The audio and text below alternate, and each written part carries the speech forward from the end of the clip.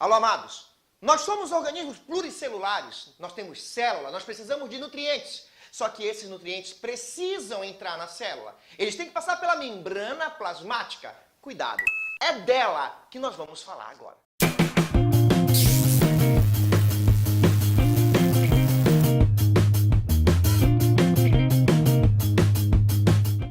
Amados, nós já sabemos fazer a diferença entre célula procariótica e célula eucariótica.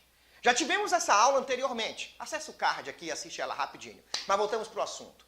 A célula procariótica e a célula eucariótica, elas apresentam membrana plasmática. Estamos falando de uma estrutura caracterizada como envoltório celular. Então uma coisa tem que estar marcante na tua cabecinha. Falou em membrana plasmática, eu já vou saber dizer que ela está presente tanto na célula procariótica quanto na célula eucariótica. Não me pergunta se ela existe em vírus, que vírus não é célula. Vírus é acelular. Então, membrana plasmática é de célula. E célula é célula procariótica e célula eucariótica. Agora, um detalhe interessante é que esta estrutura, esta membrana plasmática, ela apresenta características que você precisa saber. Por exemplo, essa membrana ela é caracterizada por ser semipermeável. Mas o que é isso? O que é semipermeável? Imagina, meu amado, aquela festa VIP, aonde você quer entrar e você não consegue. Eu nem sei o que significa VIP. Very important, alguma coisa assim em inglês. John não abre speak English. Na verdade, VIP eu acho que é... Não, eu sou do Pará, galera. VIP, já sei, vindo do interior do Pará. Caboclo vem, quem entra na festa não pode. Ou seja, semipermeável. Ela não permite a entrada de tudo. Ou melhor, de todos, aqui no nosso exemplo. Só que a questão é que lá também tem aquele porteiro te olhando com uma cara de desdém, dizendo se você pode, se você não pode entrar. Meu amado, a nossa célula também tem esse porteiro. Ela tem essa estrutura em sua membrana. É este que vai selecionar quem entra e quem não entra. É por isso que nós dizemos que a membrana plasmática ela é semipermeável e tem a sua permeabilidade seletiva. Características estas que a gente só vai conseguir visualizar perfeitamente quando a gente estruturar a membrana plasmática. Só que imagina, só dá para ver a membrana pelo microscópio eletrônico.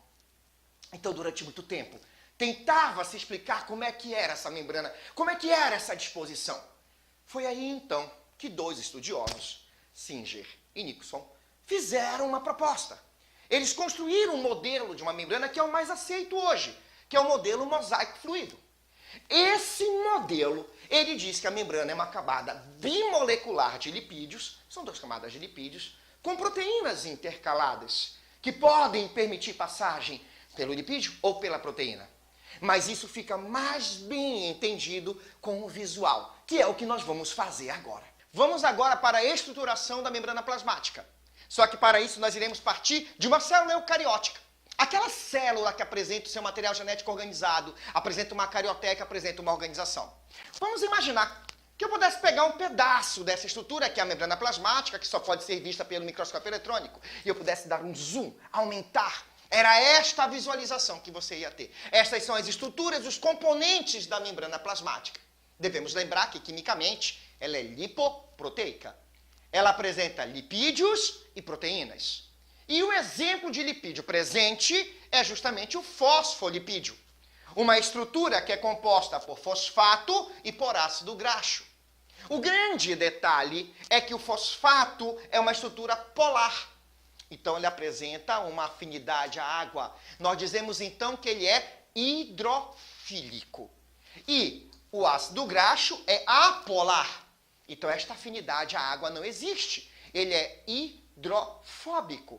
Então, peraí. A membrana plasmática apresenta uma parte hidrofílica e uma parte hidrofóbica.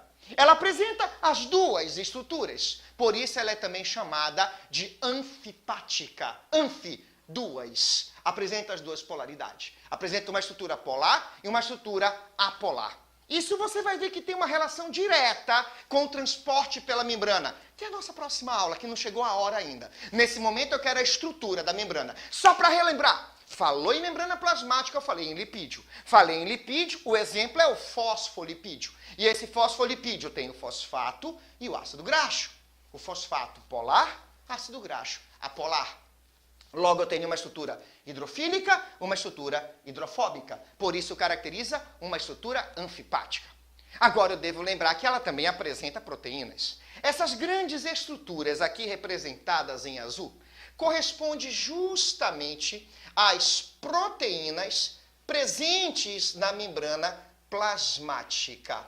Quando estivermos especificando o transporte pela membrana, nós iremos ver o quanto que essas grandes proteínas são importantes. Agora, é claro, elas estão aqui em movimento, no fluxo. Por isso que a membrana é então chamada de mosaico fluido, aquele modelo mais aceito, justamente porque essas moléculas de proteínas estão fluindo pela membrana plasmática. O outro grande detalhe é que nós observamos na membrana plasmática estruturas que então nós definimos como glicocálix. É claro, pelo nome, o aluno logo define, caramba, glicocálix é uma estrutura que parte aí de um carboidrato. Tem todo sentido. O glicocálix está relacionado com a adesão da célula a outras células, está relacionado com o reconhecimento de estruturas, quer seja biológicas, quer sejam químicas. Mas o grande detalhe é que se este glicocálix está ligado a uma proteína, nós o definimos como glicoproteína.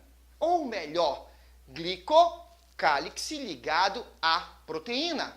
Se ele está ligado a lipídio, fosfolipídio, nós o chamamos de glicolipídio, ou seja, um glicocálix ligado a lipídio. Presta sempre atenção, caso venha a estrutura na prova, onde a setinha está apontando, se é para um glicocálix ligado a lipídio ou se é para um glicocálix ligado à proteína. Mas nesse momento não vamos esquecer, estamos apenas estruturando a membrana plasmática. Eu estou reconhecendo, ela é lipoproteica, ela apresenta o fosfolipídio, apresenta as grandes moléculas de proteínas intercaladas, além de ter o glicocálix. Detalhe, essa estrutura chamada de glicocálix, ela não está presente em células vegetais. Na verdade, ela não vai estar presente em células que apresentam a parede celular. Estamos falando, então, de bactérias, de células vegetais, que nós vamos estruturar aqui. E não vai esquecer, por gentileza, como a membrana plasmática tem a sua permeabilidade seletiva, sua capacidade de selecionar o que entra e o que sai, isso é muito importante para quando nós formos começar a falar de transporte pela membrana plasmática. Então perceba, nós acabamos de estruturar e reconhecer o que faz parte da membrana. Ah, ia esquecendo, nós temos também moléculas de proteínas, tudo bem? Não mergulhadas na camada de lipídio. Que você vai ler em livros, proteínas extrínsecas ou intrínsecas, que está em cima da membrana ou está dentro da membrana. Cuidado! Você percebeu que nós não conversamos aqui sobre uma estrutura presente na membrana, que é o colesterol. Bem aqui, ó, representado entre a camada de fosfolipídio. Mas falar de colesterol não é simplesmente dizer que aqui ele está presente. É dizer em quais células ele está presente e qual a sua importância. Então isso é um outro bate-papo, é uma outra aula. Ah, eu já ia esquecendo. Inscreva-se no canal Overview, dá o like, aperta no sininho. Meu amado, vai ter muita aula rolando agora de citologia, de zoologia, de botânica e tem muito exercício vindo pela frente. Nessa semana ainda temos muitas aulas a serem postadas.